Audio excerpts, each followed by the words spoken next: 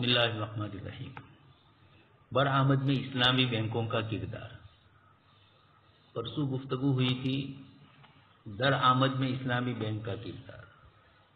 سرمایہ دارانہ جو نظام چل رہا ہے اور جہاں سودی بینکیں ہیں وہاں بینک درآمد برآمد میں سودی کاروبار دونوں طرف سے کرتا ہے۔ یہاں درآمد میں بھی اور اب اس کے بعد برآمد کی سلسلے کی گفتگو ہے۔ اسلامی بینکوں میں کچھ چیزیں یقیناً ایسی چل رہی تھی جو صحیح نہیں تھی، حضرت مولانا نے اس کی طرف بھی رہنمائی فرمائی۔ اسی طرح اسلامی بینک ہے اور وہ کسی سے کاروبار کر رہا ہے یعنی درآمد میں یا برآمد میں، تو یقینی بات ہے کہ ان کی حیثیتیں شرعی اعتبار سے متعین ہونی چاہیے۔ وہ مضارب ہے، وہ رب المال ہے، یہ حوالہ لے رہا ہے، یہ قرض دے رہا ہے، اس طرح کی تمام چیزیں، اس لیے کہ اسلام میں ان تمام کے احکام الگ الگ ہے۔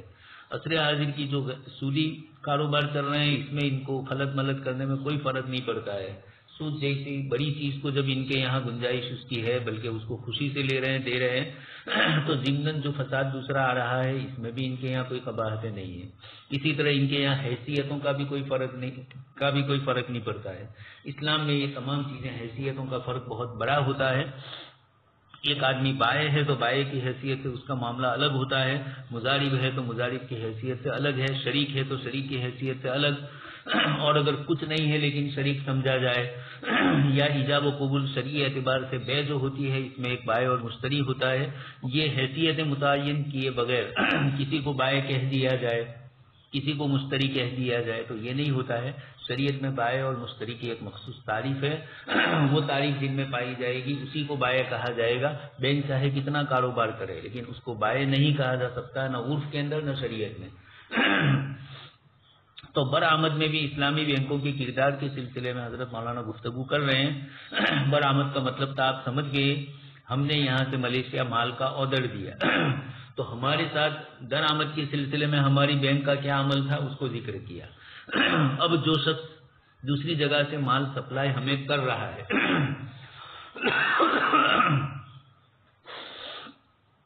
یا تھوڑی دیر کے لیے اب حیثیت سمجھ جائے، ہم ہندوستان سے مال سپلائی کر رہے ہیں ملیشیا، تو ہم برآمد کرنے والے ہوئے، بھیجنے والے ہوئے، ایکسپورٹ، تو اب ہماری حیثیت ہے ایکسپورٹر کی، اور اسلامی بینک میں ہمیں کن کن چیزوں کی ضرورت پڑ سکتی ہے اور اسلامی بینک شرعی اعتبار سے ہمیں کن کن چیزوں میں مددگار ہو سکتا ہے، یا وہ ہمارے ساتھ شرکت مزاربت کی حیثیت سے کس طرح رہ سکتا ہے۔ مولانا فرماتے ہیں برآمد کے سلسلے میں بینک کے دو کردار ہے، ایک یہ کہ وہ ایکسپورٹر کا بینک ہونے کی حیثیت سے کئی خدمات انجام دیتا ہے، مثلا مال روانہ کرنے کے کاغذات بھیجتا ہے۔ اب مثال الٹی ہو گئی کہ ہم ہندوستان سے مال ملیشیا بھیج رہے ہیں، ملیشیا سے ہمیں آرڈر آیا کسی چیز کا اور یہاں کا مسلمان تاجر اس کو تیار کر رہا ہے، تو یہ مال روانہ کرنے کے لیے اس کو بل آف لیڈنگ یعنی یہ سب سے پہلے ضرورت پڑے گی، تو ہمارا مال روانہ کرنے کے جو کاغذات ہوں گے وہ اب ہمارا بینک سامنے والا جن کو لینا ہے ملیشیا والے کو، اس کو وہ یہ کاغذات پہنچائیں گے۔ امپورٹر سے رقم وصول کرتا ہے، ہمارے پاس سے وہ رقم وصول کرے گا، یہ نہیں، اس سے سامنے والے سے، امپورٹر سے جو ہمارا مال بھیجیں گے ہم جس کو، اس کے پاس سے رقم وصول کرنی ہے، یہ ہمارا بینک ہمیں یہ خدمت انجام دے گا۔ وہ وہاں کے بینک سے جس طرح بھی رابطہ کرے ان خدمات کی اجرت وصول کرتا ہے، یقینی بات ہے، اس میں تو شرعاً کوئی اشکال نہیں ہے۔ حضرت مولانا فرماتے ہیں کہ جب ہم اپنے یہاں سے مال روانہ کر رہے ہیں دوسرے کسی ملک میں اور مال روانہ کرنے کے کاغذات کے لیے جو ضرورت پڑتی ہے، اسی طریقے سے سامنے والے سے جو ہم نے چیز مال یہاں سے روانہ کیا اس سے وہ رقم وصول، وہ مشتری ہے اور ہم بائع ہے، تو ہماری رقم وصول کرنا ہے، مال ہمارا پہنچانا وہ بھی ہمارے بینک کے ذمے، اور سامنے والے مشتری کے پاس سے رقومات ہمیں ادا کروانا یہ بھی ہمارا بینک یہ کرتا ہے۔ مولانا فرماتے ہیں اس میں کوئی اشکال نہیں ہے، اجرت وصول کرے گا یہ وہ چیز ہے جس میں بینک حقیقت میں کوئی کام کر رہا ہے، اس لیے کہ یہ تمام افعال ایسے ہیں جن کی اجرت لینا جائز ہے۔ بینک کا لیکن دوسرا کردار، برآمد کنندہ کو مال خریدنے یا تیار کرنے کے لیے سرمایہ کی ضرورت ہے۔ ہمارے پاس آرڈر آیا کسی جگہ سے کہ اتنا فلانا کپڑا یا فلانی چیز بنانی ہے، جوتے بنانے ہیں، اب جب ہمیں بڑا آرڈر آیا ہے اور ہمارے پاس اتنا کیش نہیں ہے، مارکیٹ سے چیزیں خریدنے کے لیے. تو ہم کیا کریں گے؟ ہمارے بینک سے بات کریں گے. ہمارا بینک ہمیں سرمایہ فراہم کرے گا. اس کو تمویل الصادرات کہا جاتا ہے، ایکسپورٹ فائنانسنگ. لیکن اس کی اب دو شکلیں ہیں، اس کو سمجھنا ہے. ان دو کو سمجھ کر دونوں کا شرعی حکم الگ الگ، دونوں کا شرعی طریقہ کار الگ الگ سمجھنا چاہیے. تمویل کی ایک قسم یہ ہے کہ کسی شخص کے پاس باہر سے آرڈر آیا، جیسے ہمارے پاس آرڈر آیا مگر مال خریدنے اور تیار کرنے کے لیے سرمایہ کی ضرورت ہے اور وہ ہمارے پاس کم ہے. اس مقصد کے لیے ہم ہمارے بینک سے رابطہ کریں گے. اس کو تمویل قبل الشحن کہا جائے گا. جب مال تیار کرنے کے لیے سرمایہ کی ضرورت ہے. دوسری شکل ہے جو اس سے پہلے بھی آ چکی ہے کہ ایکسپورٹر نے مال خرید کر تیار کر کے بیچ دیا. ہم نے سامنے والے نے جو ہمیں آرڈر دیا، امپورٹر نے، ہم ایکسپورٹر ہے، ہم نے وہ مال مارکیٹ میں سے خرید کر اپنی کمپنی اپنی فیکٹری کے اندر اس کو تیار کیا. مگر اب سامنے والے سے جو رقم ملنے والی ہے اس سے وعدہ یہ ہوا ہے، اس نے ہم بھی راضی ہوئے کہ ہم مال روانہ کریں گے، اس کے 2 مہینے کے بعد ہمیں رقم ملے گی. تو مگر رقم آنے میں کچھ دیر لگے گی. اتنی مدت کے لیے وہ چاہتا ہے کہ بینک سے اپنی رقم مل جائے. تو ایک مسلمان تاجر ایکسپورٹ کرنے والا ساری چیز ایکسپورٹ کر چکا ہے اور اب 2 مہینے کے بعد اس کو امپورٹر کے پاس سے رقم ملنے والی ہے، لیکن یہ 2 مہینے میں اس کے پاس کچھ نہیں ہے، وہاں سے تو 2 مہینے کے بعد ملنے والی ہے. تو اس درمیان وہ یہ کرتا ہے کہ اپنے بینک سے رابطہ کرتا ہے. اس طرح کے رابطے کی جو رقم ملتی ہے، اس طرح رابطہ کرنے کو تمویل بعد الشحن کہا جاتا ہے. سودی نظام میں تو ان دونوں صورتوں میں سود پر قرضہ دے دیا جاتا ہے. مثال آپ سن چکے ہیں اس سے پہلے. ان دونوں قسم کی تمویل کا شرعی طریقہ کیا ہے، مولانا اس پر گفتگو کرتے ہیں. سب سے پہلے پہلی شکل لے رہے ہیں، تمویل قبل الشحن. اس کو یہ بتلایا کہ مال تیار کر رہے ہیں اور مال کی تیاری کے لیے روپیے کی ضرورت ہے. تو اب اسلامی بینکوں میں مولانا فرماتے ہیں کہ جو شکل چلتی ہے اس کو سمجھا رہے ہیں. بینک ایکسپورٹر سے وہ مال خود خرید کر اس کو قیمت ادا کر دیتا ہے اور ایکسپورٹر نے اپنے امپورٹر سے جو قیمت طے کی ہوتی ہے، بینک اس سے کم قیمت پر مال ایکسپورٹر سے خریدتا ہے اور ایکسپورٹر نے جو رقم غیر ملکی خریدار سے طے کر رکھی ہے اس پر اپنی طرف سے مال اس کو روانہ کرتا ہے، جس سے بینک کو نفع ہوتا ہے. اب یہ سمجھ لیجئے، مولانا آگے خود اس کی قباحت اور برائی ذکر ہی کر رہے ہیں. آرڈر آیا ہے ہمارے پاس دوسرے کسی ملک سے مشتری کا اور ہم بائے ہیں، ہم مال تیار کر کے اس کو دیں گے. تو ہم بائے ہوئے، وہ مشتری ہوا. بینک کا تو ہمارے ساتھ کوئی رابطہ ہی نہیں تھا جب تک ہمارا اور اس کے درمیان معاملہ ہے. ہمیں مال تیار کر کے دینا ہے اور وہ اس کی رقم ہمیں ادا کرنے والا ہے. لیکن چونکہ ہمارے پاس ابھی کوئی شکل نہیں ہے تو ہم بینک کے پاس جائیں گے. بینک کیا کرے گا؟ بینک وہ مال خرید کر اس کو قیمت ادا کر دیتا ہے. ہمارے پاس پیسے نہیں ہیں، ہم نے بینک کو کہا کہ دیکھیں مال ایسا ہے. تو ایکسپورٹر نے اپنے امپورٹر سے جو قیمت طے کی ہوتی ہے، بینک اس سے کم قیمت پر مال ایکسپورٹر سے ہی خریدتا ہے. اگر خریدتا ہے اور ایکسپورٹر نے جو قیمت غیر ملکی خریدار سے طے کر رکھی ہے، اس پر اپنی طرف سے مال اس کو روانہ کرتا ہے. مثال سمجھ لیجئے کہ جیسے ہمیں ضرورت پڑی مال تیار کرنے کی، ہم بینک کے پاس گئے تو یقیناً بینک کہے گا کہ بھائی آپ کو ہم قیمت دے دیتے ہیں، لیکن آپ ایسا کیجئے، اس کے ساتھ مثلا 1 کروڑ روپے میں سودا ہوا ہے کہ یہ مال تیار کر کے ہم دیں گے آپ کو اور اس کی قیمت 1 کروڑ روپیہ ہوتی ہے. اب یہ 1 کروڑ کی گفتگو تو کر لی ہم نے، لیکن ہمارے پاس پیسہ ہے نہیں. تو اب بینک نے ہمیں تمویل قبل الشحن کی جو شکل ہے، جس کے اندر باہر سے آرڈر آتا ہے اور مال خریدنے اور تیار کرنے کے لیے سرمایہ کی ضرورت ہے، تو گویا ہم نے مال تیار نہیں کیا ہے. بینک ہمارے پاس سے خرید لیتی ہے. یعنی بینک ہمیں یہ کہتا ہے کہ دیکھیے تم یہ مال تیار کرو اور تیار کر کے تمہیں سامنے والے کو 1 کروڑ میں دینا ہے. ہم تم سے خرید لیں گے 90 لاکھ میں اور 10 لاکھ ہمارا نفع. خیر 10 لاکھ تو بہت بڑا ہوا، تھوڑی دیر کے لیے مان لیجیے 4-5 لاکھ روپے ہمارا نفع. تو 1 کروڑ کا مال تیار ہو رہا ہے. بینک ساری چیزیں ہمیں دے رہی ہے مال وغیرہ کی اور ہم تیار کر رہے ہیں.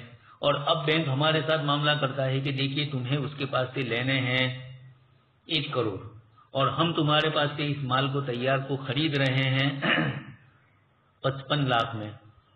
5 لاکھ روپے بینک ہمیں کم دے رہا ہے اور سامنے والے سے لینا ہے 1 کروڑ، تو بینک کو تو پورا 1 کروڑ ملے گا، ہمیں مل گیا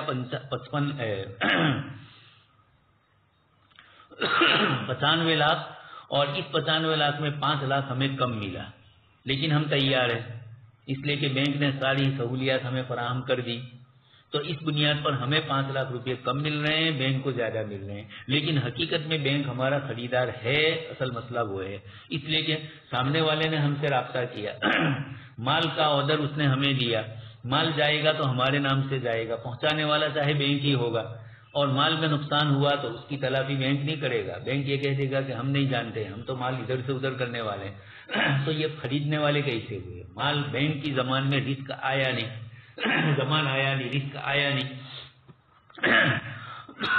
اس لیے اس کا ہم سے مشتری بننا یہ سمجھ میں نہیں آ رہا ہے، ہمارا مشتری تو دوسرا ہے اور یہاں بینک نفع لے رہا ہے، دیکھیے اس کو۔ لیکن اس طریقے کار میں کئی قباحتیں ہیں، ایک یہ کہ اس طریقے میں بے کے شرعی تقاضے عملاً پورے نہیں ہوتے، مثلا اب ایکسپورٹر بینک کو قرار دیا گیا، حالانکہ اب تک ہم ایکسپورٹر تھے لیکن اب ہمارے بجائے بینک ہو گیا، مگر بینک کے اس مال کو خرید لینے کے بعد بھی عمیل کو ہی، ہم نے جو مال تیار کیا، ہم عمیل ہوئے، ایکسپورٹر ہوئے، ہم کو ہی ایکسپورٹر سمجھا جاتا ہے، اور حقیقت میں بھی ہم نے ہی سودا کیا ہے، بینک نے تو ہمارے پاس سے 5 لاکھ کم کر کے رقم لی اور اب وہ اس کو پہنچا رہی ہے، اگر حقیقت میں بے ہمارے پاس سے یہ کر لیتی، اس کا آرڈر آیا، اسی موقع پر بینک سے ہم گفتگو کرتے اور بینک یہ کہتی کہ دیکھو اس مال کو ہم تمہارے پاس سے خرید لیں گے اور ہم 95 لاکھ دیں گے اور اس کے پاس سے ہم یہ کر لیں گے، اس وقت بھی صرف رسمی طور پر اتنا کہہ دینا کافی نہیں ہوتا ہے، کئی اسلامی بینکوں میں ایسا بھی ہوا کہ رسمی طور پر کاغذات بنا بھی لیے خریدنے کے، لیکن حقیقت میں کوئی خریداری ہوئی نہیں، اس لیے کہ جتنے مرحلے بائع اور مشتری کے درمیان اتفاقی آ جاتے ہیں، کوئی پریشانی آتی ہے تو اس موقع کے اوپر بینک اس سے ہاتھ اونچا کر لیتا ہے، ایکسپورٹر کی سرکاری مراد بھی اس کو ملتی ہے جس نے روانہ کیا اس کو، دوسرے ملک میں مال منگوانے والا بھی بینک کو بائع نہیں سمجھ رہا ہے، امپورٹر بھی یہ سمجھ رہا ہے کہ اس نے ہم سے خریدا، امیل ہی کو سمجھتا ہے، حتیٰ کہ مال میں عیب وغیرہ کا دعویٰ بھی عموماً امیل پر ہی ہوتا ہے،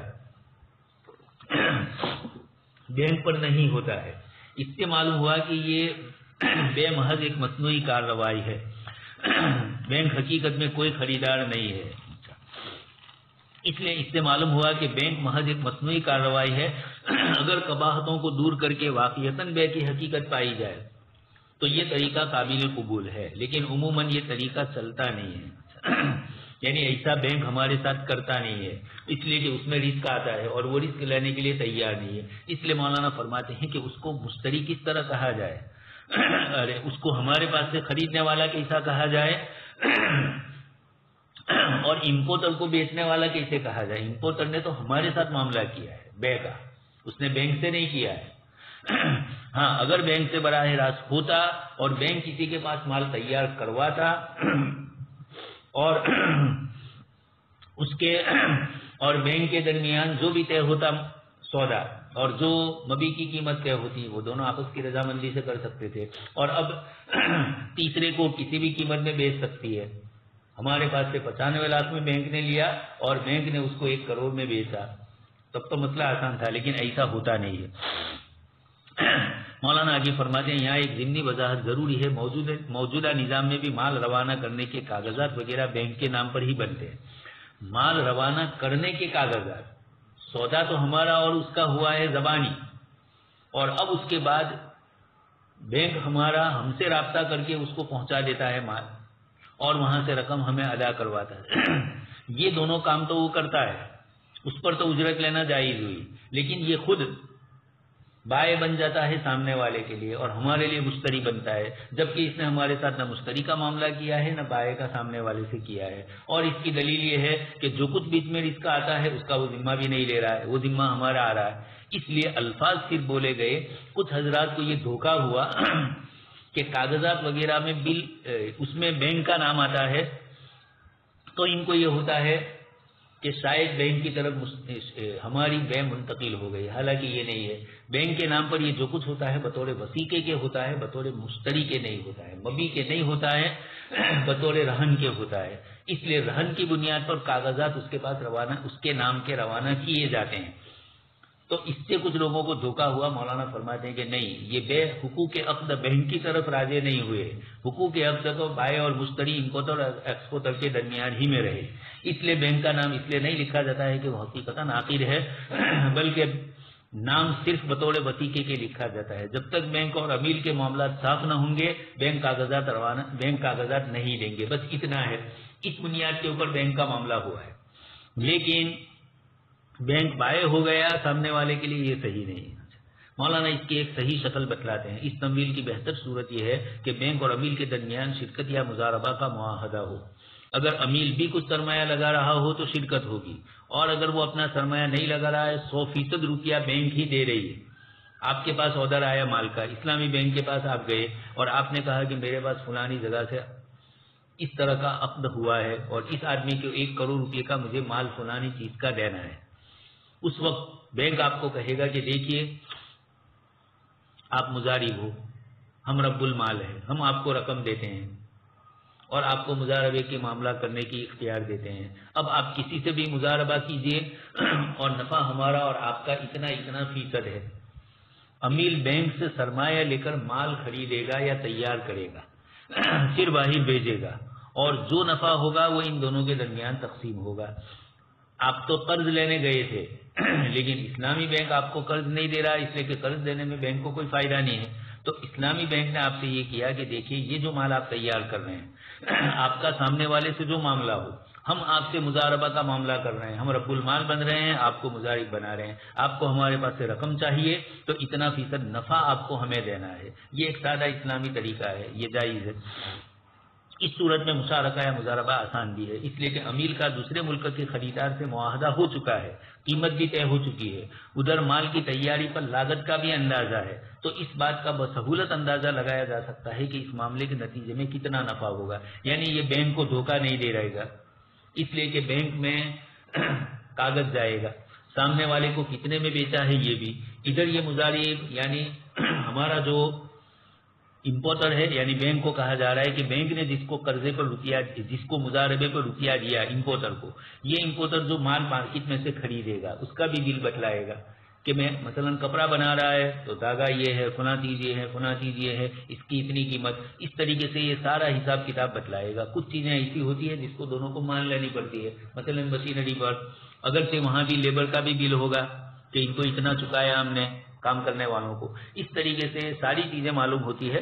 اتنی یعنی گویا یہاں خطرہ نہیں ہے کہ امپورٹر مال تیار کرے اور معاہدے میں اس نے جو نفع کی شرح کی ہے وہ تو برابر دے، لیکن نفع جو ہے وہ خود نہ دے، یعنی نفع نہ بتلائے، یہ خطرے ہوتے ہیں، اس لیے بینک کبھی تیار نہیں ہوتا ہے۔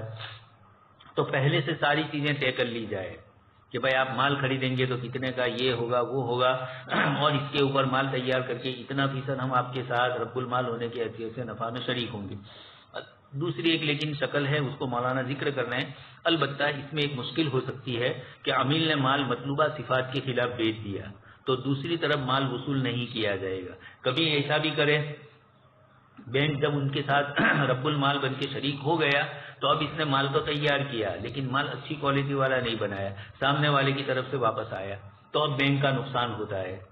اور آج کل کی جو سودی بینکیں ہیں یہ اس طرح کے دندے نہیں کرتی ہے، وہ تو روپیہ آپ کے پاس سے لے کر آپ کے اوپر سود لے ہی لیتی ہے، اور جب تک رقم ادا نہیں ہوگی وہاں تک مال وہاں جائے گا نہیں، بینک ہی کو روپیہ ملے گا اور بینک کے توسط سے ہی آپ کو ملنے والا ہے۔ اس لیے سودی بینکوں میں تو یہ خطرہ نہیں ہوتا ہے کہ یہ رقم نہ ملے، یہاں یہ خطرہ ہے کہ جب بینک اس کے ساتھ شریک ہو گیا تو ہو سکتا ہے کہ سامنے والے نے مال غلط طریقے کا تیار کیا ایکسپورٹر نے، اور غلط طریقے سے تیار کر کے امپورٹر کو پہنچایا اور وہاں سے واپس آیا، اب بینک کو بھی نقصان ہوگا۔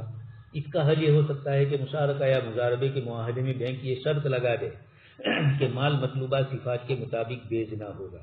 اب بھی اگر اس نے مطلوبہ صفات کے خلاف مال بھیجا تو اس کے ذمہ دار عمیل ہوگا۔ یہ بینک اس سے بات کر لے کہ آپ نے آپ کے مشتری کے ساتھ جو معاملہ کیا ہے اس کی پوری پابندی آپ کو کرنا ضروری ہے. اگر مال واپس آیا آپ کی بنیاد پر، یعنی مال سامنے والے کو جیسا مطلوب تھا ویسا آپ نے نہیں بنایا، اس بنا پر واپس آ رہا ہے تو یقینی بات ہے کہ ہم آپ کے ساتھ اس نقصان کے شریک نہیں ہوں گے.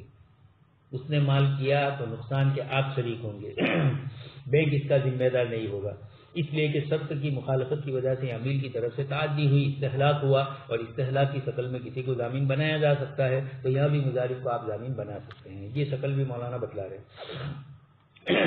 یہ طریقہ تو وہ تھا کہ مال تیار کرنے کے لیے یہ ساری پریشانیاں تھی، اور وہاں اصل مسئلہ ہے اس لیے کہ مال تیار کرنے میں آپ کو جو رقم مل رہی ہے مضاربہ کے علاوہ، مشارکہ کے علاوہ اور کسی شکل میں نہیں مل سکتی.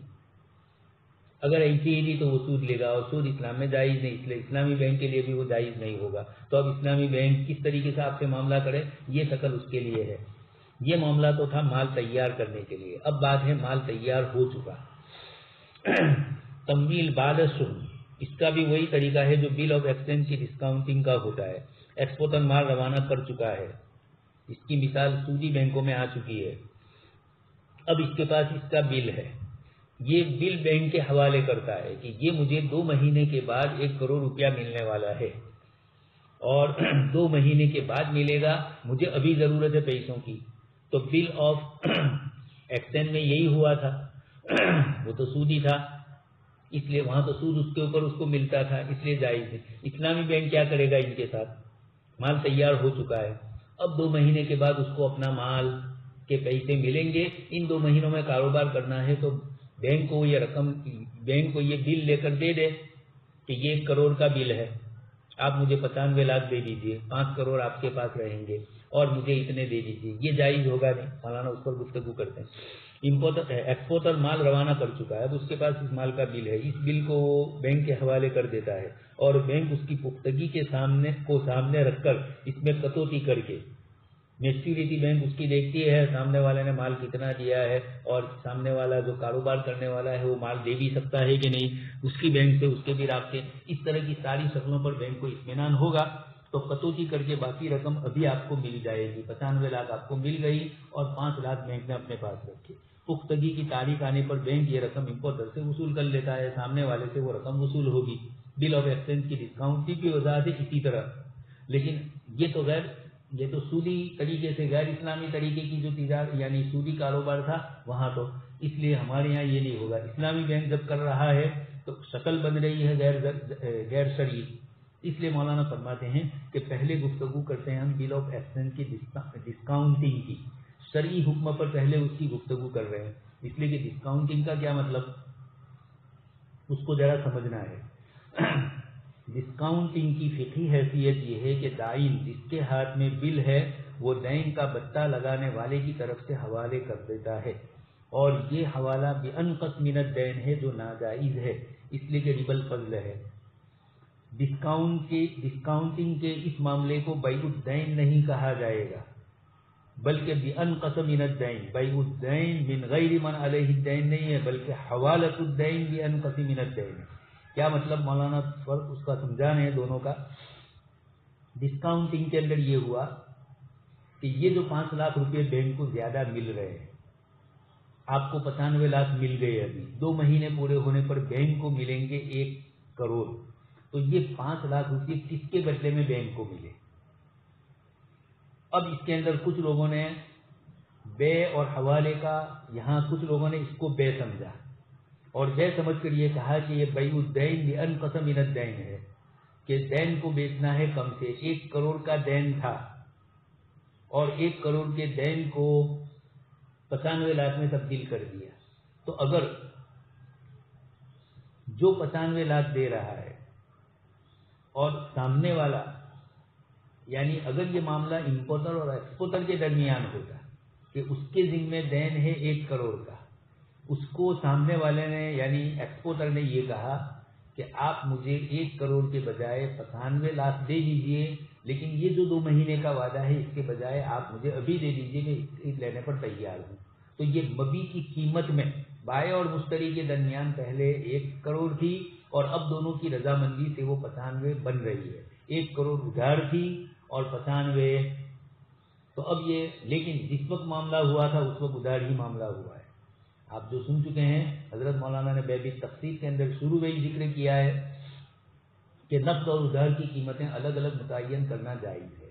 یہاں بھی نقد اور ادھار کی قیمتیں الگ الگ ہو گئی کہ آپ کو 2 مہینے کے بعد یہ رقم ملے گی تو آپ نے 1 کروڑ کیا تھا، اب آپ اس 1 کروڑ کو 95 میں تبدیل کر رہے ہیں، لیکن اس میں بھی کچھ قباحت آ رہی ہے. لیکن خیر پھر بھی یہ بیع الدین بانقص من الدین ہوتا کہ آپ نے جس کا قرضہ ہے اسی کے آپ نے وہ قرضہ بیچ دیا. یعنی آپ کو اس کے پاس سے لینا تھا 1 کروڑ، آپ کو لینا تھا 1 کروڑ 2 مہینے کے بعد، آپ اس کو دے رہے ہیں، ابھی بھی اس کے پاس سے کیش مانگ رہے ہیں اور وہ آپ کو کیش دے رہا ہے اور آپ اس کے بدلے میں اس کو 5 لاکھ کی کٹوتی کرتے ہیں. اگر اس پر بھی کچھ حضرات نے اشکال کیا، لیکن خیر یہ شکل یہاں نہیں بن رہی ہے، یہاں بن رہی ہے. اس لیے بیع الدین اس کو کہا ہی نہیں جائے گا. جس کا قرضہ ہے اس کے ساتھ تھوڑا معاملہ آپ کر رہے ہیں، آپ تو تیسری پارٹی سے کر رہے ہیں اور وہ حوالے کے طور پر آپ سے کر رہا ہے. اس لیے کہ بے اور حوالے میں یہ فرق ہوتا ہے کہ بے کے بعد دائن بریء الذمہ ہو جاتا ہے. آپ نے ایک چیز بیچی، بیچنے کے بعد اب مبی کے سلسلے میں آپ بریء الدین ہو گئے، بات پوری ہو گئی، اور اب بائع مشتری کا معاملہ جو کچھ آپس میں ہوتا ہے وہ پورا ہو جاتا ہے. لیکن اور دین کے تمام حقوق اس شخص کی طرف راجع ہوتے ہیں جس سے دین کو خریدنا ہوتا ہے. سامنے والے جس سے آپ نے دین خریدا، جیسے یہاں پر ہوا، لیکن حوالے میں محیل ہی تعین رہتا ہے، وہ بریء الذمہ نہیں ہوتا ہے. اگر محتال کو دین نہ ملے تو وہ محیل کی طرف رجوع کرنے کا حقدار ہے. آپ سن چکے ہیں حوالے کے اندر ایک آدمی نے کسی کی طرف سے حوالہ لے لیا کہ میں اس کی طرف سے ذمہ دار ہوں، اتفاق سے وہ انتقال کر گیا یا وہ دیوالیہ ہو گیا، تو حضوری میں عبارت پڑھ چکے ہیں. اب آپ اصل کی طرف جس کی طرف سے دین منتقل ہوا تھا، اس کی طرف جس کی طرف احالہ ہوا تھا، اب آپ دوبارہ محیل کی طرف رجوع کریں گے، کہیں گے کہ بھئی دیکھو تمہارا قرضہ جس نے اپنے اوپر لیا تھا وہ مر گیا ہے، دیوالیہ ہو چکا ہے، وہ نہیں ادا کر سکتا ہے، اور میرا تو آپ سے معاملہ ہوا تھا، آپ نے بیچ میں اس کو رکھا تو ہم یہ سمجھے کہ یہ ادا کر دے گا، لیکن اب وہ ادا نہیں کر رہا ہے. وہ یہ نہیں کہے گا کہ میں چھوٹ گیا. بیع الدین میں تو ہو سکتا ہے، حوالے میں یہ چھوٹ نہیں سکتا ہے، اصل کی طرف لوٹا ہے. یہ دونوں مسئلوں کا فرق ہے. اور یہاں پر بیع الدین نہیں ہوا ہے، یہاں پر آپ نے حوالۃ الدین بانقص من الدین کیا. اگرچہ بیع الدین من غیر من علیہ الدین والا جو مسئلہ ہے، اس میں بھی کچھ علماء نے منع کیا ہے کہ لوگ اس طریقے سے ایک دھندا کر لیں گے اور سود کے نظام کو اس طریقے سے نافذ کرنا شروع کر دیں گے. اس لیے اسلامی بینکوں کو اتفاقاً کبھی ہو گیا وہ ایک الگ چیز ہے، اور قصداً و ارادتاً پہلے سے ہی یہ ترتیب دے اور اس طرح کے معاملے کریں تو شریعت مطہرہ کا حکم نہیں ہے. یعنی یہ بالآخر سود کا دروازہ کھولنے کا ذریعہ ہے. یہاں ربا الفضل ہوگا، اسی کو آگے کہا یہ حوالہ بانقص من الدین ہے جو ناجائز ہے، اس لیے کہ یہ ربا الفضل ہے. آپ نے اس کے ساتھ جو معاملہ کیا ہے، یعنی بائع اور مشتری کا معاملہ الگ ہے، اور بینک آ کر بیچ کے اندر اس طریقے سے کرتے ہوئے ان کے اوپر 5 لاکھ کم کروا کر یہ کر رہا ہے، تو بینک نے تو حوالہ لیا ہے. یعنی جو قرضہ آپ کو لینا تھا امپورٹر کے پاس سے ایکسپورٹر کو، یہ اس نے بینک کو کہا آپ مجھے اتنی رقم دے دیجیے اور آپ یہ رقم وصول کر لیجیے اس سے. تو آپ نے اپنا قرضہ اس کی طرف منتقل کیا کہ وہ حوالہ دیا کہ آپ اس کو لینا ہے، تو یہ حوالہ ہو گیا. اور حوالہ بے کی شکل نہیں رکھتا ہے، اس لیے وہ جائز نہیں ہوتا ہے. بریء الذمہ ہو جاتا ہے بے میں، لیکن حوالے میں بریء الذمہ نہیں ہوتا. اور یہاں آپ نے بیچا نہیں، یہاں آپ نے تحویل کی ہے، قرضے کی تحویل آپ کی طرف تھی، آپ کو 1 کروڑ لینا تھا، وہ آپ نے قرضے کی تحویل کر دی بانقص من الدین. دین کو حوالے کیا سامنے والے کو، لیکن بانقص من الدین آپ کو لینا تھا 1 کروڑ اور آپ نے 95 لاکھ اس کو منتقل کیے، یعنی 95 آپ نے لے لیے اور اس کو 1 کروڑ کی تحویل کا ذمہ دار بنایا. اس کے متبادل صورت کے لیے شروع میں حسن نے یہ تجویز پیش کی تھی کہ یہاں 2 معاملے الگ الگ کیے جائیں. ایک یہ کہ بل میں کٹوتی کرتے وقت جتنی رقم باقی بچتی ہے اتنی رقم کا قرض لیا جائے، یعنی پہلے سے ہی آپ 95 لاکھ کا قرض لیجئے بینک کے پاس سے. اور پھر دوسرا معاملہ یہ ہے کہ اس کو دین وصول کرنے کا وکیل بنا دیں اور اس وکالت پر وہ 5% کی اجرت لے گا. یعنی آپ کے بل میں کٹوتی کرتے وقت جتنی رقم بچتی ہے آپ اتنی رقم کا قرضہ لیں، 95 لاکھ کا آپ قرض لیں بینک کے پاس سے، اور اب یہ 95 لاکھ بینک وصول کرے گا اس کے پاس سے، اور باقی جو اس کو دین وصول کرنے کا آپ نے وکیل بنایا تو اس وکالت پر آپ اس کے پاس سے اجرت لے لیں، آپ اس کو اجرت دیں گے اور آپ 5% اس کو اجرت دے رہے ہیں۔ اب بینک یہ بحیثیت وکیل دین وصول کر کے اس میں سے اپنی اجرت وصول کر لے گا۔ یہ بھی لیکن ایک قسم کی تھوڑی شکل جو بن رہی ہے وہ خطخطے والی ہے ہی، گندگی والی ہے ہی، کہ بینک آپ کے پاس سے وہی رقم 5% ہی وصول کر رہا ہے جتنی رقم اس نے آپ کو دی ہے۔ خیر، لیکن یہاں اجرت کا عنوان بن رہا ہے اور بینک کو اجرت یہ ہے کہ بینک ہماری طرف سے سامنے والے سے وصول کرے گی۔ اچھا، لیکن مولانا نے جو شکل بتلائی ہے کہ آپ لیں گے بھی 95 لاکھ ہی بینک کے پاس، آپ کو تو اس کے پاس سے 1 کروڑ لینے ہیں، تو آپ بینک کے پاس سے 95 لاکھ لے رہے ہیں، کٹوتی کر رہے ہیں، جتنی رقم بچی اتنی ہی کا قرض لیں اور اب اس کے بعد 5% آپ بینک کو دے دیں تو بینک کو 100% پورا وصول ہو رہا ہے، 1 کروڑ ہی مل رہا ہے، لیکن شکل بدل گئی۔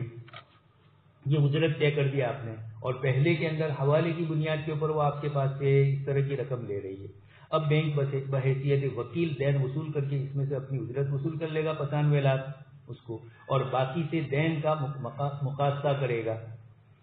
مثال مولانا سمجھا رہے ہیں، مثلا 100 روپے کا بل ہو تو بینک 90 روپے قرض دے، میں نے آپ کو 95 کہا تھا، اور بینک کو بل وصول کرنے کا وکیل بنایا جائے جس کی اجرت 10 روپے رکھی جائے۔ ہم بھی یہی کہنا ہے کہ 95 لاکھ اس کے پاس سے لیں اور پھر بینک کو یہ 5% دے گا، یعنی 5 لاکھ روپے جو دے گا وہ بینک کی اجرت دے گا۔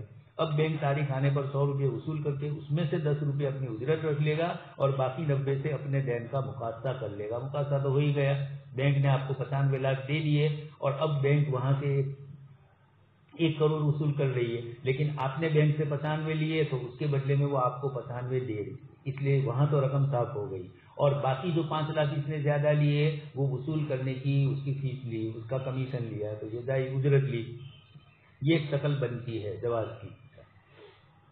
لیکن اس تجویز میں 2 باتیں قابل غور ہے، مولانا خود ہی فرما رہے ہیں۔ ایک یہ کہ عموماً وکالتی اجرت کو بل کی رقم کی تعداد کے ساتھ مربوط کیا جائے گا۔ یقیناً ہے آپ نے بینک سے 95 لاکھ روپے لیے ہیں، پہلی شکل یہ بنتی کہ آپ بینک کے پاس سے 95 ہی لیتے اور 1 کروڑ کا اس کو حوالہ دے دیتے کہ آپ کو سامنے والے سے 1 کروڑ لینا ہے، تو وہ تو جائز نہیں تھا، سیدھا ہو رہا ہے۔ اب آپ نے یہ کیا کہ نہیں، بینک سے میں 95 لے رہا ہوں، مان لیا، صحیح ہوا، اور آپ نے بینک کو بھی 95 دے دیے، لیکن سامنے والے سے آپ کو لینا ہے 1 کروڑ، وہ جو 5 لاکھ بچتے ہیں وہ آپ بینک کو دے رہے ہیں، اور بینک کی اجرت 5 لاکھ نہیں ہے، بینک کی اجرت 1 لاکھ 2 ہے زیادہ سے زیادہ، یا 8-9 ہو، تھوڑی دیر کے لیے مان لیا جائے، اتنی ہوتی نہیں ہے، 1-2 ہی ہوتی ہے، لیکن یہ کہ بینک کی اجرت 5 سے اوپر ہے تب بھی بینک 5 ہی لے گا، کم ہوتی ہے 1-2 لاکھ روپیہ ہی اس کی اجرت سمجھی جائے تب بھی وہ آپ سے 5 وصول کرتی ہے۔ یہ دلیل ہے اس بات کی کہ آپ نے اس کو مربوط کیا ہے قرض سے ہی، وہ جو رقم ہے 1 کروڑ کی، اس کے جو 5 لاکھ بچ گئے ان 5 لاکھ سے ہی آپ نے متعین کیا، حالانکہ 5 لاکھ سے کم اجرت ہو تو بھی آپ نہیں پوری ادا کرنی پڑے گی، اور 5 لاکھ سے زیادہ ہو تب بھی اوپر کی رقم آپ نہیں دیں گے، بینک آپ سے 5 ہی لے گا۔ یہ اس بات کی شہادت ہو رہی ہے کہ حقیقت میں یہ فیس اور اجرت نہیں لے رہی اپنی، بلکہ وہی بات ہے لیکن گھما کر اس کو دوسری طریقے سے جائز کرنے کی شکل ہے۔ وہاں سیدھے 1 کروڑ دے دیتے ادھار، اور اب یہاں پر ادھار ہی ملیں گے اس کو، ابھی تو ملنے والے نہیں، بینک کو 2 مہینے کے بعد ملیں گے، لیکن بینک اب یہ کرے گا کہ 1 مہینے 2 مہینے کے بعد جب مل رہا ہے 1 کروڑ تو بینک یہ سمجھے گا کہ 95 تو ہم نے دیے تھے وہ مقاصہ ہو گیا، اور 5 جو فیس کے تو 5 ہی فیس کے کیوں ہوئے۔ آگے اسی پر مولانا گفتگو کر رہے ہیں، بل کی رقم زیادہ ہو تو اجرت بھی زیادہ ہوگی، رقم کم ہو تو اجرت بھی کم ہوگی، یہ رات دن دنیا میں ایسا چلتا ہے۔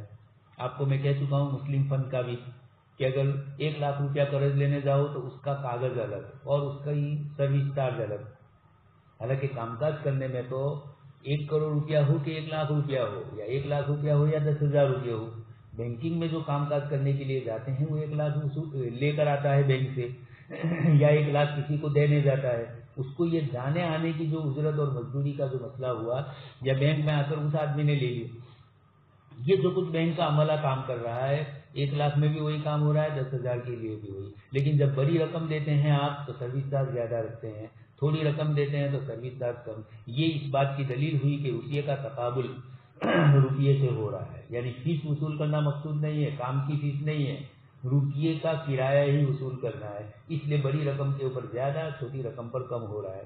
ایک تو یہ خرابی. دوسری بات یہ کہ اجرت کو مدت کے ساتھ بھی مربوط کیا جائے گا.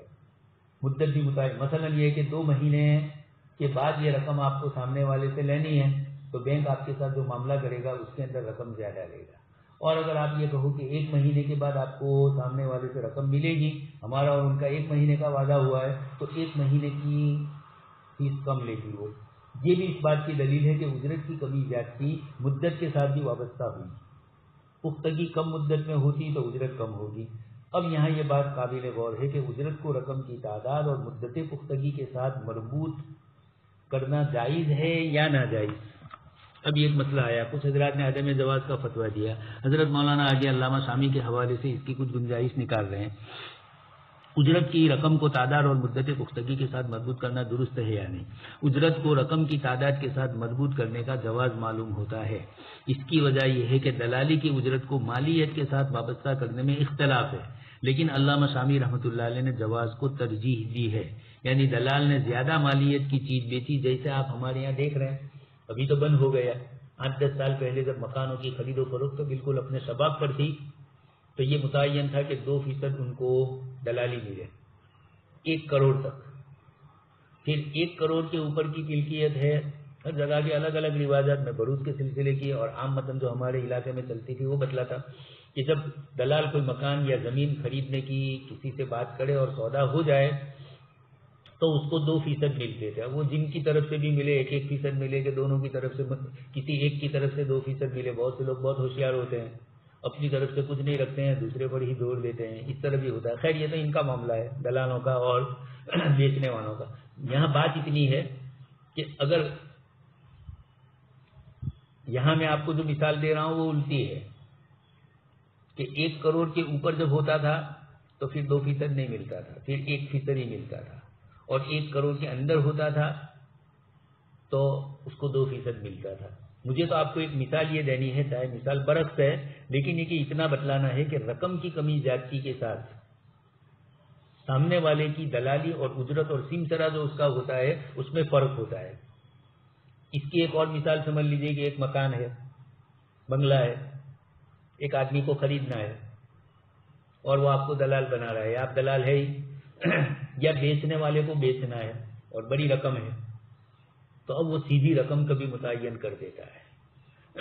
تو آپ زیادہ رقم پر زیادہ اجرت یا زیادہ مالیت کی چیز کے اوپر زیادہ اجرت ملتی ہے اور کم مالیت کی چیز کے اوپر کم اجرت ملتی ہے. بات یہ ہوئی کہ میں نے آپ کو جو مثال دی وہ الٹی ہے. ایسا چلتا تھا، اب تو وہ بھی نہیں رہا، خرید و فروخت ہی بند ہو گیا ہے.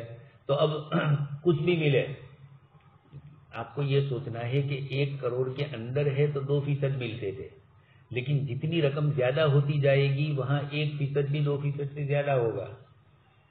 1 کروڑ کی ملکیت کی ایک چیز ہے اور 10 لاکھ کی چیز ہے تو 10 لاکھ کے 2% جو ہوں گے اور 1 کروڑ کے 2% یقیناً بہت بڑا فرق ہے. 1 کروڑ کے 1% میں بھی اتنا فرق، یعنی دونوں کے درمیان تفاوت ہوگا.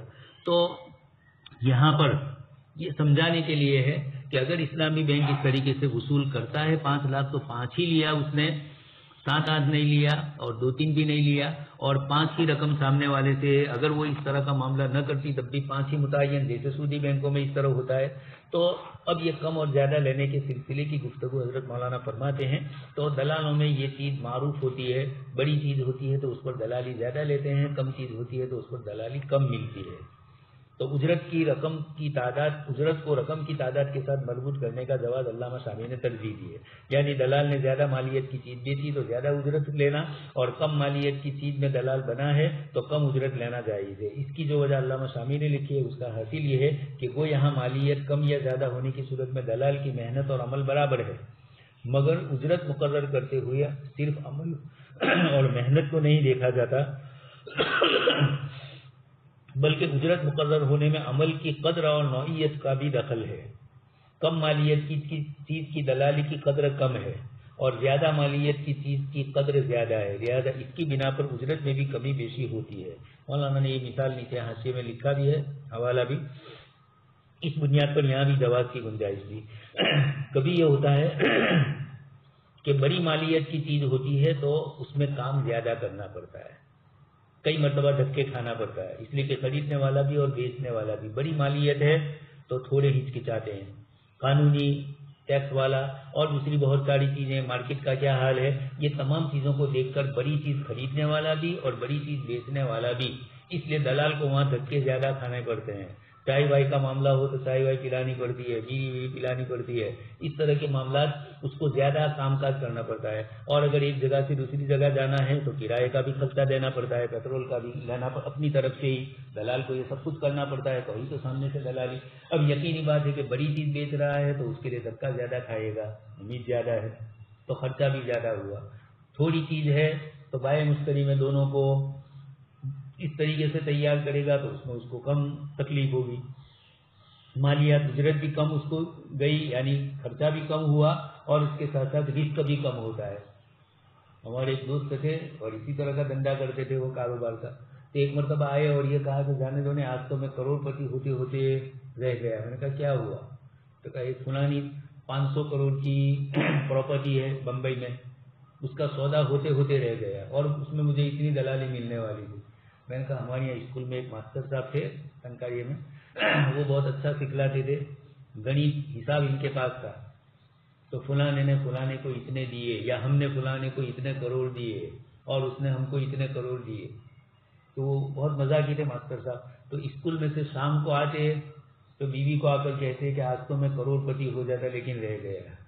بیوی نے پوچھا کیا ہوا؟ کروڑ پتی اس زمانے میں تو بہت، کہا میں نے 1 کروڑ روپے فلانے کو دیے تھے لیکن واپس ہی نہیں آئے، یعنی اتنا بولنا ہی تھا نہیں کہ دیے۔ خیر، جیسے ایک صاحب تھے، بادشاہ کی لڑکی سے شادی کی سوچ رہے تھے، مولانا تقی صاحب اور دوسرے کئی حضرات نے یہ قصہ لکھا ہے، تو کسی نے پوچھا کہ تو بادشاہ کی لڑکی سے شادی کا سوچ تو رہا ہے لیکن کیا طے ہو گیا؟ وہ کہا آدھا ہو گیا۔ کہ کیسے؟ تو کہا میں تو راضی ہوں۔ تو میرا راضی ہونا وہ آدھا تھوڑا معتبر ہے، وہ دوسرا جو آدھا سامنے ہے وہ اتنا خطرناک ہے کہ وہ راضی ہو تو ہی، ورنہ ہمارا آدھا بھی نہیں ہوگا، وہ پورا ہی ختم ہو جائے گا۔ تو یہاں پر بھی اس طریقے سے ہوتا ہے، اس لیے حضرت مولانا گنجائش دیتے ہیں۔ اس پر قیاس کرتے ہوئے وکالت کی اجرت کو مقدار رقم کے ساتھ وابستہ کرنے کی گنجائش معلوم ہوتی ہے، مگر اجرت کو مدت اور زمانے کے ساتھ مربوط کرنے کا کوئی جواز سمجھ میں نہیں آتا۔ اس لیے یہ عینا والی شکل ہے جو بلا سود قرض دے کر قرض کی مدت کے حساب سے وکالت کی اجرت وصول کر لی گئی، یعنی جو سود قرض پر نہیں لیا جا سکا وہ وکالت کی اجرت بڑھا کر لیا۔ بے عینا میں بھی اسی طریقے سے ہوتا ہے، اس کی مختلف شکلیں ہیں، فقہی سیمینار ہو چکا ہے، ہاسوت میں ہی ہوا تھا اور اس پر کافی تفصیلی گفتگو ہوئی۔ تورق کی بے اور بے عینا مختلف شکلیں اس کی بنتی ہے، چونکہ اسلامی بینکوں کے اندر یہ طریقہ کثرت سے رائج ہے۔ ویسے بے عینا کی شکل پرانی کتابوں میں بھی ملتی ہے لیکن حنابلہ کے یہاں اس کا تھوڑا رواج زیادہ ہے۔ ہمارے یہاں علامہ ابن حمام رحمۃ اللہ علیہ نے اس کی شکلیں ذکر کی ہے، امام صاحب کی طرف الگ شکل کو منسوخ کیا، صاحبین کی طرف الگ کیا۔ اسلامی بینکوں میں بھی اس طریقے سے بے عینا والی شکل چلتی تھی کہ ایک آدمی بینک کے پاس جائے اور یہ کہے کہ مجھے 1 لاکھ روپیہ قرض لینا ہے۔ اب اسلامی بینک میں تو سود اس کے اوپر لینا نہیں ہے بینک کو، تو بینک اس کو کہو کہ دیکھو ہم تمہیں 1 لاکھ پر 1 لاکھ روپیہ قرض دیتے ہیں اور بلا سود، لیکن یہ جو ہمارے پاس گھڑی ہے یہ گھڑی خرید لو، یا یہ ہمارے پاس پرانی چیز ہے یہ خریدو گے تو ہم تمہیں قرض دیں گے۔ اب وہ بیچارہ ایک چیز خریدتا ہے، کیا ہوتی ہے اس کی شکل؟ اس چیز کی قیمت ہوتی ہے مثلا 10,000 روپے اور وہ اس کو کہتے ہیں کہ یہ ہمارے پاس سے خریدو تم 15,000 میں، 5,000 روپے زیادہ۔ اب یہ مارکیٹ میں جائے گا یا انہی کو بیچ دے، تو 10,000 میں خریدی اور اس کو بیچارے کو اس کی ضرورت دے دی، اس کو تو قرض لینے کے لیے یہ چاہیے تھا۔ اب اس کو کہتے ہیں کہ یہ تم بیچ دو کسی کو بھی، یا ہمیں بیچ دو، دوسرے کو بیچنے سے زیادہ۔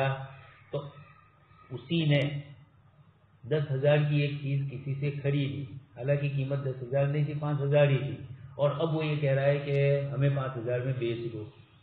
وہ سود ادھر دینا ہے، وہ سود ادھر نہیں مل رہا ہے، تو اس کے لیے یہ شکلیں کی جاتی تھی یہ بے اینا کی ایک شکل، تورق کی بھی اسی سے ملتی جلتی کئی شکلیں اور اسلامی بینکوں میں چلتی ہے. وہ ہمارے رسالے میں فقہی خدمات کے اندر بیع التورق مستقل رسالہ ہے اور اس کے اندر وہ مقالہ ہے، اس میں پوری تفصیل سے اس کو لکھا ہے، پڑھ لیا جائے. اس لیے یہ تجویز بھی پسندیدہ نہیں ہے. لہذا جب تک تمویل بعد الشحن، اب حضرت مولانا فرماتے ہیں کہ یہ شکل بھی مناسب تو معلوم نہیں ہوتی ہے، اس لیے کہ اجرت کو مدت اور زمانے کے ساتھ مربوط کرنے کی حقیقت میں شکل وہی بیع اینا میں بنتی ہے. بلا سود قرض دے کر قرض کی مدت کے حساب سے وکالت کی اجرت طے کر لی جائے. اچھا، اسی طریقے سے بیع اینا کے اندر یہ شکلیں بھی ہوتی تھی. سیدھے سود پر قرض نہیں دے سکتے تھے تو کوئی وکالت والا عمل کرتے تھے اور اس وکالت والے عمل میں بینک اس کے پاس سے اتنی ہی اجرت وصول کر لیتی تھی جتنی اجرت بغیر اس کے سود کی شکل میں ملتی. اس لیے بے شرعی کوئی شکل سمجھ میں نہ آئے وہاں تک مولانا فرماتے ہیں اس قسم کی تمویل بند ہی رکھنی ہوگی اور تمام معاملات قبل الشحن کی بنیاد پر کیے جائیں. اور اگر ایکسپورٹ کی قیمت حاصل ہونے سے پہلے ایکسپورٹر کو رقم کی ضرورت ہو تو بینک سے کوئی نیا مشارکہ مضاربہ مرابحہ کا معاملہ کرے. یہ بھی حقیقت میں مرابحہ کا معاملہ نہیں ہے، لیکن ابھی پیسوں کی ضرورت ہے، اس بنیاد کے اوپر بینک سے وہ رقم لے رہا ہے. لیکن خیر اس کی ظاہری شکل آپ کو پہلے میں کہہ چکا ہوں. مسائل میں یہ بھی ہوتا ہے کہ الگ الگ جز کے اعتبار سے انفراداً ہر شکل جائز ہوتی ہے، لیکن اجتماعی کسی ایک ہی چیز کے اندر یہ شکل مجموعہ الگ الگ ملایا تو مجموعہ ملا کر پھر ناجائز بنتا ہے. نتیجے کے اعتبار سے وہی شکل بنتی ہے جو سودی شکلیں ہوتی ہے. اس لیے بھی کچھ علماء اس قسم کی چیزوں سے منع فرما رہے ہیں. یہ عادت و تمویل صادرات، درآمد برآمد میں بینک کا کردار بیان کرتے ہوئے یہ بات بتائی جا چکی ہے کہ وہاں کی اسٹیٹ بینک آف پاکستان نے برآمدات کی حوصلہ افزائی کے لیے ایک اسکیم جاری کی ہے جس کو عادت و تمویل صادرات کہتے ہیں. اس اسکیم کے دو طریقوں کی وضاحت بھی ہو چکی ہے. یہاں ان کے شرعی حکم پر گفتگو پیش نظر ہے. اس اسکیم کا پہلا طریقہ یہ تھا کہ اسٹیٹ بینک تجارتی بینکوں کو قرض دیتا تھا اور اس پر 5% سود لیتا تھا. اس کے سود ہونے میں تعمل کی بھی ضرورت نہیں، لیکن یہ طریقہ ختم کر کے نیا طریقہ اختیار کیا گیا. اس میں یہ کہ اسٹیٹ بینک تجارتی بینک کو باقاعدہ قرض نہیں دیتا بلکہ اس کے نام کا اکاؤنٹ کھول دیتا ہے جس میں سے تجارتی بینک کو رقم لینے کا حق نہیں ہوتا. یہ اس کے کھاتے میں اکاؤنٹ میں رقم جمع ہے اور بینک آپ کی وہ رقم لیتی بھی نہیں ہے بلکہ آپ کے نام کا اکاؤنٹ کھول دیتی ہے جس میں سے تجارتی بینک کو رقم لینا کا حق نہیں. یہ حقیقت میں قرض کا معاملہ نہیں بلکہ محض ایک کاغذی کارروائی حضل ہے، سودا ہو ہی نہیں رہا ہے. ایک قسم کی حضل کی شکل یہ بناتے تھے.